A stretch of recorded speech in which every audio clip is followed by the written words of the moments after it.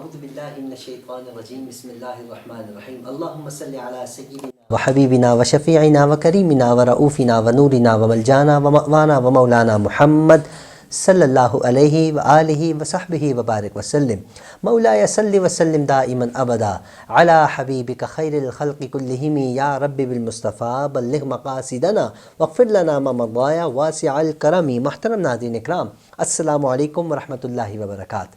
میں ہوں آپ کا میزبان حافظ حامد رضا اور آپ دیکھ رہے ہیں پروگرام نور ہدایت۔ ناظرین، آپ جانتے ہیں نور ہدایت میں ہم آپ کی ملاقات جید علماء اکرام سے کرواتے ہیں، جن سے ہم کرتے ہیں سوالات اور جاننے کی کوشش کرتے ہیں دین اسلام کے حوالے سے معلومات۔ آج کے ہمارے معزز مہمان پہلے بھی کافی مرتبہ وینس ٹی وی تشریف لا چکے ہیں، نور ہدایت پروگرام کو رونق بخش چکے ہیں۔ میری مراد حضرت علامہ مولانا مفتی راشد مدنی دامت برکاتہ العالیہ۔ آئیے علامہ صاحب سے ملاقات کرتے ہیں۔ السلام علیکم حضرت۔ وعلیکم السلام ورحمۃ اللہ وبرکاتہ۔ مفتی صاحب کیسے مزاج؟ خیریت سے؟ اللہ کا احسان، آپ کی دعائیں، آپ کا بہت بہت شکریہ، آپ کی تشریف آوری کا بہت شکریہ۔ انشاءاللہ ہم آپ سے گفتگو کا آغاز کرتے ہیں۔ ناظرین، آپ کو بتاتا چلوں آج کا ہمارا موضوع ہمارے اس معاشرے کے اندر اس چیز کو بہت زیادہ پروموٹ کیا جا رہا ہے، چاہے وہ غصے میں ہو، چاہے وہ مذاق میں ہو، چاہے سیریس میں ہو، چاہے کبھی کبھی ایسا ہوتا ہے کہ جب انسان وہ حرکت کہوں گا میں اسے، جب وہ لفظ ادا کرتا ہے اس کے بعد انسان پریشان ہو جاتا ہے، پھر مفتیان عظام کے پاس بھاگتا ہے، اپنی مرضی کے عالم کے پاس بھاگتا ہے کہ کاش کہ میری مرضی کا مجھے جواب مل جائے، لیکن جواب مل نہیں پاتا اس کی مرضی کا، کیونکہ علماء اکرام ہمیشہ شریعت کے مطابق بات کرتے ہیں، شریعت میں رہتے ہوئے بات کرتے ہیں، قرآن اور حدیث کی روشنی میں بات کرتے ہیں۔ نور ہدایت پروگرام کا بھی مقصد یہی ہے کہ ہم اپنی مرضی کے علماء اکرام نہ لائیں، کہ ہم اپنی مرضی کے مسائل، اپنی مرضی کے فیصلے یہ کروائیں، نہیں، بلکہ قرآن ہم سے کیا تقاضا کرتا ہے، اللہ رب العزت کہ پیارے حبیب سرکار دو عالم صلی اللہ علیہ وآلہ وسلم کے فرامین ہم سے کیا تقاضا کرتے ہیں۔ آج کا ہمارا موضوع ہے طلاق کے حوالے سے، جو ہمارے معاشرے میں بہت پھیلتا چلا جا رہا ہے، بہت خطرناک بیماری ہو گئی ہے، یہ ہر کسی کو لگتی جا رہی ہے، ہر کوئی غصے میں، پیار میں، محبت میں، مذاق میں، تفریح میں یہ تین الفاظ استعمال کرنے کا عادی بنتا چلا جا رہا ہے۔ اللہ رب العزت سے دعا کرتا ہوں کہ اللہ پاک ہمیں ان تین لفظوں سے بچا کر رکھے، کیونکہ بڑے خطرناک ہیں، اس کے نتائج بڑے خطرناک ہوتے ہیں۔ تو علماء اکرام سے ہم جانیں گے کہ اگر ایک انسان طلاق دیتا ہے، ایک شوہر طلاق دیتا ہے، تو اللہ رب العزت اس سے ناراض ہوتا ہے یا خوش ہوتا ہے؟ سرکار کیا فرماتے ہیں، قرآن میں کیا ارشاد ہے، میاں بیوی کو آپس میں کس طریقے سے رہنا چاہیے؟ پہلا سوال مفتی صاحب، معذرت کے ساتھ ٹائم میں نے زیادہ لے لیا کیونکہ باتیں ایسی ہیں کرنے کا جی چاہتا ہے لیکن کیا کریں، مجبور ہے۔ اچھا مفتی صاحب، زوجین کا آپس میں تعلق، ہمیں تو حضور پاک صلی اللہ علیہ وآلہ وسلم اور اماں عائشہ کی جو آپس میں محبت ہے وہ نظر آتی ہے، ارشاد فرمائیے گا نا، قرآن اور حدیث میں کیا حکم ہے ہمارے لیے؟ بسم اللہ الرحمن الرحیم۔ آج آپ کا موضوع بہت ہی بہترین ہے جی، اور معاشرے کے اندر پھیلتا ہوا جو اندھیرا ہے اس میں میں امید کرتا ہوں کہ یہ بھی ایک روشنی کی کرن واقع ہوگی انشاءاللہ۔ قرآن کریم فرقان حمید میں سورہ نساء کے اندر اللہ سبحانہ و تعالی نے پورے کی پوری ایک ڈیٹیل بتائی ہے زوجین کو اپنی زندگی بسر کرنے کے متعلق۔ بتقاضۂ بشریت انسان ہے، نسیان سے بنا ہے، ایک ساتھ رہتے ہیں، چاہے شادی کی گئی اپنی پسند سے بھی کی گئی، لیکن اس کے باوجود بھی نہ چاہتے ہوئے بھی کچھ عرصے کے بعد زوجین کے درمیان کچھ نہ کچھ تنازعات یہ جنم لینا شروع کر دیتے ہیں۔ جی، اب ایسے موقع پر اگر مرد کی نظر قرآن و حدیث پر ہوگی، علماء کی گیدرنگ میں ہوگی، اس طرح کے پروگرام جیسے نور ہدایت ماشاءاللہ نئے نئے ٹاپکس لے کر آتے ہیں، اس طرح کے پروگرام پر نظر ہوگی تو میں امید کرتا ہوں کہ ان کا گھرانہ بچ جائے گا۔ ایسا ہی ہے۔ قرآن کریم فرقان حمید میں اللہ سبحانہ و تعالی نے ارشاد فرمایا الرجال قوامون علی النساء۔ اس پوری کی پوری آیت کریمہ میں زندگی گزارنے کا بہترین طریقہ موجود ہے۔ سبحان اللہ۔ بالفرض ایک شخص ہے جو چاہتا ہے کہ میری زوجہ میرے ہر کام میں میری اطاعت اور فرما برداری کرے، تو یہی چیز زوجہ بھی چاہتے ہے کہ میرا شوہر میرے ہر معاملے کو دیکھے، میری ہر پریشانی کو سنے، میرے ہر مسئلے کو سولو کرنے کی کوشش کرے۔ تو جس طرح ایک مرد یہ خواہش رکھتا ہے، اس کی آرزو ہوتی ہے، تو اسی طرح کی ہی آرزو خاتون خانہ کے ساتھ بھی ہوتی ہے۔ اب بعض اوقات شادی ہو گئی، سارے معاملات ہو گئے، لیکن اس کے باوجود کھٹپٹ شروع ہو گئی، مسائل پیدا ہونا شروع ہو گئے. تو اب قرآن کریم فرقان حمید نے بہت ہی بہترین اور حسین انداز میں ہمیں یہ بتایا ہے کہ اللہ سبحانہ و تعالی نے مردوں کو عورتوں پر فوقیت فضیلت عطا فرمائی ہے، جن سے مرد ہونے کی بنیاد پر. جی جی جن سے مرد کو اللہ نے جن سے عورت کے اوپر فضیلت عطا کی ہے، برتری عطا کی ہے. باقی رہی کوئی ایک خاتون ہے، اللہ اس کو مرتبہ عطا کرتا ہے. حضرت ام المؤمنین عائشہ صدیقہ رضی اللہ تعالیٰ عنہ، سبحان ان کے قدموں پر ہماری جانیں قربان ہو. حضرت عائشہ صدیقہ رضی اللہ تعالیٰ عنہ ہم جیسے کئی لوگوں سے افضل و اعلیٰ ہیں. وہ صحابیات کے جنہوں نے نبی کریم صلی اللہ تعالیٰ علیہ وآلہ وسلم کی زیارت کی ہے، آپ کا زمانہ مبارکہ پایا، ہم لوگوں سے افضل ہیں. لیکن جن سے مرد کو اللہ سبحانہ و تعالیٰ نے فضیلت عطا کی ہے، اگر یہی چیز اس خاتون خانہ کے ذہن میں ہوگی تو وہ ضرور اپنے شوہر کے حکم عدولی نہیں کرے گی، بلکہ اطاعت اور فرما برداری میں بالکل زندگی بالکل بسر. بالکل. جی جب اطاعت اور فرما برداری میں زندگی بسر کرے گی، یہ گھرانہ اچھا ہو جائے گا، اچھا ہوگا. ان ایسے کی جو پریشانیاں ہیں، ان کے جو مسائل ہیں، انشاءاللہ یہ حل ہو جائیں گے. نبی کریم صلی اللہ تعالی علیہ وسلم کی ایک حدیث، ام سلمہ مسلمانوں کی ماں ہیں، یہ روایت کرتی ہیں کہ نبی کریم صلی اللہ تعالی علیہ وآلہ وسلم نے ارشاد فرمایا کہ جس خاتون نے اپنے شوہر کو راضی کیا، جس خاتون نے اپنے شوہر کو راضی کیا، فرمائے گویا کہ داخل جنت ہو. اللہ اکبر، سبحان یہ اللہ. نہیں فرمایا کہ جنت میں جائے گی، بلکہ اپنے شوہر کو راضی کیا، اللہ سبحانہ و تعالیٰ اس کو داخل جنت فرمائے گا. یہ جو آیت کریمہ میں نے بتائی، اس آیت کریمہ میں اللہ سبحانہ و تعالیٰ نے ہمیں یہ بتایا ہے جب زوجین کے مابین تنازعات ہو جائیں تو بڑے بیٹھ کر اس مسئلے کو حل کریں، اس مسئلے کو حل کریں. یہاں حل نہیں ہوتا، پھر شوہر کو کہا گیا تھوڑی علیحدگی اختیار کر لو، تھوڑی علیحدگی اختیار کرو، تھوڑا دور ہوں گے تو محبت جو تھی ساتھ ایک عرصہ رہے ہیں اس کے اندر اضافہ ہوگا. جدائی برداشت نہیں کریں گے، افتراق اچھا نہیں لگے گا، تو ان کی جو نفرت ہے یہ محبتوں میں تبدیل ہو جائیں گی. اس طرح قرآن کریم فرقان حمید کی اس آیت کریمہ کے مطابق اگر کوئی شخص اپنی گھر والی کی اصلاح کی کوشش کرتا ہے، اپنے گھرانے کو بچانے کی کوشش، لیکن مرد کو کوشش کرنا ہوتی ہے. بعض وقت مرد جذبات میں آ کر کہاں سے کہاں چلا جاتا ہے، پھر بعد میں پریشان ہوتے ہیں، جیسے آپ نے شروع میں تمہیدی کلمات میں فرمایا. تو مرد کو حکمت عملی کے ساتھ، تدبر کے ساتھ، فہم و فراست کے ساتھ ان مسائل کو، ان معاملات کو دیکھنا ہے، قرآن کریم کی آیت مبارکہ کو دیکھنا ہے، حدیث رسول پر نظر رکھنی ہے، پھر انشاءاللہ زندگی اچھی ہو جائے. جی اچھا حضرت، جیسے کہ عورت کے لیے حکم ہے کہ شوہر کی فرما برداری، اگر شوہر فاسق و فاجر ہے، یا شوہر بے نمازی ہے، یا ماں باپ کا نافرمان ہے، نماز کی طرف اس کا دھیان ہی نہیں ہے، روزے نہیں رکھتا، تو اس وقت بھی عورت پر فرض ہے شوہر کی فرما برداری؟ دیکھیں، اطاعت اور فرما برداری کے حوالے سے جو اللہ تبارک و تعالیٰ کے احکامات ہیں ان کو تو کرنا ہے. ایک خاتون خانہ ہے جو نماز کی پابند ہے، نماز پڑھتی ہے، اب شوہر اس سے روکتا ہے. ویسے تو میں نے عرض کی نا کہ اطاعت اور فرما برداری خاتون خانہ نے اپنے شوہر کی کرنی ہے ہر طرح کے معاملات کے اندر، لیکن اللہ تبارک و تعالیٰ کے جو احکامات ہیں، جو اللہ کی اس بندی کے اوپر اپنے رب کے جو احکامات جو اللہ نے عطا کیے ہیں ان کو ادا کرنا، اس میں اگر روکتا ہے تو پھر حکمت عملی کے ساتھ منع کرے، حکمت تاکہ گھرانے کے اندر بگاڑ بھی پیدا نہ ہو. اسی طرح شوہر اگر فسق و فجور میں مبتلا ہے، غیر شرعی معاملات کے اندر مبتلا ہے، تو اب اس شوہر کو بھی چاہیے، اس زوجہ کو چاہیے کہ حکمت عملی کے ساتھ اپنے اس شوہر کی بری عادات کو ترک کرے. جی. اگر جذبات میں آ کے جیسا اس کے معاملات اسی طرح کے اس نے بھی بیہیویئر اختیار کر لیا، انداز اختیار کیا، نہ چاہتے بھی گھرانہ ٹوٹ سکتا ہے. اچھا حضرت، مجھے ایسا لگتا ہے کہ مرد حضرات کو، جو شادی شدہ مرد حضرات ہوتے ہیں، ان کو یہ طلاق کے موضوعات سننے چاہیے، طلاق کے موضوعات سن کر اس کو سمجھنا چاہیے. طلاق کے آج کل جو ہمارے معاشرے میں بہت عام ہے، آپ اس پہ کیا روشنی ڈالنا چاہیں گے؟ دیکھیں، ایک شخص ہے جو روزہ رکھنا چاہ رہے ہیں نا، روزہ رکھتا ہے، تو آپ اس کو روزوں کے مسائل کے بارے میں پتہ ہو. جی. بچہ بالغ ہوا، اب اس کو بالغ ہونے کے بعد کے جو احکامات ہیں اس کے بارے میں اس کو معلوم ہونا چاہیے. اسی طرح ایک شخص جب وہ نکاح کرنے کے لیے جاتا ہے تو اس کو نکاح کرنے کے بارے میں پتہ ہو اس کو پتا ہو کہ میری زوجہ کے میرے ساتھ کون سے حقوق متصل ہیں تاکہ میں ان حقوق کو درست انداز میں اختیار کر سکوں.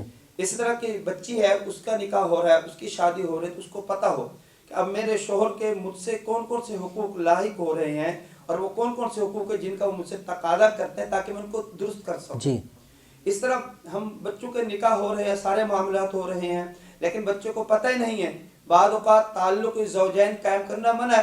اب مخصوص حالات کے اندر ایک خاتون خانہ ہے، اب بچے کو پتہ ہی نہیں ہے ان مسائل کے بارے میں، تو اس کے لیے ضروری ہے کہ وہ ان مسائل کو جانے. جب ان کو جانے گا پھر گناہ نہیں کرے. ان مسائل کو جاننے کے لیے علماء کا رخ کرنا ہوگا، معلومات حاصل کرنی ہوگی، تبھی جا کر آپ کو فوائد حاصل ہوں گے. لیکن ہم لوگ علماء اکرام سے دور ہوتے چلے جا رہے ہیں، یہ ہماری ناکامی ہے. ہم انسان جو اپنے آپ کو مسلمان کہلاتے ہیں، علماء اکرام ہی ہمیں صحیح درس دے سکتے ہیں ان معاملات پر. اچھا حضرت، طلاق کی بات چل رہی ہے، جیسے کہ قرآن مجید میں سورہ طلاق بھی ہے، اور اس کے علاوہ کئی مقامات پر اللہ رب العزت نے طلاق کا لفظ استعمال کیا ہے. اتنی اہمیت کیوں دی گئی ہے قرآن میں؟ ارشاد فرمائیے گا نا. دیکھیں قرآن کریم فرقان حمید میں اللہ سبحانہ و تعالیٰ کو یہ عمل جو کہ حلال ہے نا بظاہر، کہ کسی وجہ سے جب زوجین کے اندر نہ بن رہی ہو، آپس میں انتشار اور افتراق کی ہو، بڑوں نے بھی کوشش کی ہو، ہر طرح کے معاملات کیے ہیں، لیکن اس کے باوجود بھی اس گھرانے کے اندر بناؤ نہیں ہو رہا ہے، تو اگرچہ یہ کام حلال ہے، ٹھیک ہے نا، لیکن اللہ سبحانہ و تعالیٰ کو ناپسند ہے. اللہ اکبر. اللہ سبحانہ و تعالیٰ کو یہ عمل ناپسند ہے. اسی وجہ سے قرآن کریم فرقان حمید میں اللہ کریم نے طلاق سے متعلق سورت نازل کی، اور سورہ نساء کے اندر بھی ان ڈیٹیل میں اللہ سبحانہ و تعالیٰ نے اس کے بارے میں ارشاد فرمایا. سورہ بقرہ کے اندر بھی اللہ تبارک و تعالیٰ نے اس سے متعلق بتایا ہے کہ انسان کو چاہیے اس عمل سے اپنے آپ کو بچائے. اللہ نے ایک مخصوص وقت عطا کیا ہے، اس مخصوص وقت میں ہم نے دنیا میں رہنا ہے. اب اس میں اپنے رب کی اطاعت اور فرما برداری کر کے ہم اس دنیا سے کامیاب ہو. اچھا حضرت، معذرت کے ساتھ قطع کلامی، اچھا جیسا کہ قرآن میں بھی آپ نے ارشاد فرمایا، اور اس کے علاوہ ہم سنتے ہیں، بچپن سے سنتے چلے آگے، اگر آپ کا والد محترم اف کریں تو اللہ کا عرش ہل جاتا ہے. اسی طرح سنا ہے کہ جب زوجین میں آپس میں لڑائی ہوتی ہے، طلاق تک بات پہنچ جاتی ہے، اس وقت بھی اللہ کا عرش ہلتا ہے. اس پہ کیا ارشاد فرمائیں گے آپ؟ دیکھیں میں نے جیسے عرض کی ہے کہ اللہ سبحانہ و تعالیٰ کو یہ عمل ناپسند ہے. ٹھیک ہے نا، اللہ سبحانہ و تعالیٰ کو یہ عمل ناپسند ہے. اور اس خاتون خانہ کے لیے کہا گیا ہے کہ جو بغیر کسی عذر شرعی کے، کسی شرعی مجبوری کے اپنے شوہر سے طلاق کا مطالبہ کرتے ہیں. آج ہمارے معاشرے کے اندر ایک یہ بھی بہت بڑا المیہ ہے، کمبائن فیملی رہتی ہے، شوہر اپنی حیثیت کے مطابق سیپریٹ روم بھی دے رہا ہے، لیکن اس کے باوجود بھی یہ ایک ضد ہوتی ہے بلا وجہ کی، میں نے الگ رہنا ہے. اب وہ اس کو افورڈ نہیں کر پا رہا ہے، لیکن اس کے باوجود اس کی یہ ضد ہے بلا وجہ کی، نہیں میں نے یہ کام کرنا ہے، مجھے الگ سے گھر لے کر کے دو، جس کی وجہ پھر بگاڑ پیدا ہوتا ہے. اسی طرح دیگر کئی معاملات ہیں جس میں خاتون خانہ، اور اسی طرح سے چھوٹی چھوٹی باتیں ہوتی ہیں. اس خاتون خانہ نے جا کر کے گھر والوں کو بتایا. نبی کریم صلی اللہ تعالی علیہ وسلم کے ایک حدیث میرے ذہن میں آ رہی ہے، وہ خاتون جس نے بغیر کسی عذر شرعی کے طلاق کا مطالبہ کیا، اللہ سبحانہ و تعالیٰ اس کو جنت کی خوشبو بھی عطا کرے. اللہ، جنت کی خوشبو بھی نہیں، اللہ، جو کہ سینکڑوں میل دور ہوں گے اور جنت کی خوشبو آ رہی ہوگی کہ جنت قریب ہے، اس میں جانے والے ہیں. لیکن جو خاتون خانہ اس طرح کے مطالبے کرتی ہے بلا وجہ میں، شوہر کے اندر کوئی عذر بھی موجود نہیں ہے، یہ جو میں نے عرض کی ہے کہ میرا میک اپ کا سامان پورا نہیں ہے جی، مجھے سیپریٹ روم لے کر دو جی، الگ سے معاملہ تو میں اپنے گھر میں. لیکن حضرت اس کا حق بھی تو ہے نا. نہیں، حق تو ہے، شریعت نے حق دیا ہے، ایسی بات نہیں ہے، لیکن یہ بلا وجہ کے جو مطالبے ہوتے ہیں اس میں پھر بگاڑ پیدا ہوتا ہے. بلا وجہ کے جی، بلا وجہ کے جو مطالبے ہوتے ہیں اس میں بگاڑ پیدا ہوتا ہے. جہاں مرد کی طرف سے کمزوریاں ہوتی ہیں اس کی بھی اصلاح کریں. اسی لیے کہا جاتا ہے کہ ہمیشہ اپنے سے نچلے طبقے کے لوگوں کو دیکھیں نا. اللہ رب العزت نے ہمیں اگر 4 دیواری دی، وہ لوگ بھی ہیں جن کو 4 دیواری نہیں ہے. اسی لیے کہا گیا، علماء اکرام فرماتے ہیں نا کہ اپنے سے نچلے طبقے کے لوگوں کو دیکھو کہ تم 3 وقت کا کھانا کھاتے ہو، ان کو 1 وقت کا بھی میسر نہیں ہوتا. 3 وقت مطلب ناشتے کے ساتھ. اچھا حضرت، طلاق کی ہی بات چل رہی ہے، غصے میں طلاق کے حوالے سے کیا فرماتے ہیں کہ غصے میں اگر کسی نے طلاق دے دی، اس کے بعد وہ پریشان ہو گیا، یار میں تو غصے میں تھا، کیا فرماتے ہیں آپ؟ عمومی طور پر طلاق جو ہو رہی ہے نا، غصے میں اسی وجہ سے ہی ہو رہی ہے. کل ایک بندے نے مجھ سے مسئلہ بھی پوچھا کہ حضرت میں ذرا غصے میں تھا اور کپ کپا رہا تھا، تو مجھے ایسے لگا کہ میرا غصہ بالکل میرے اوپر حاوی ہو گیا. میں نے ان سے یہی عرض کی کہ مذاق میں مسکراتے ہوئے تو کوئی اپنی زوجہ کو طلاق دے گا نہیں, تو غصے میں ہی دے گا.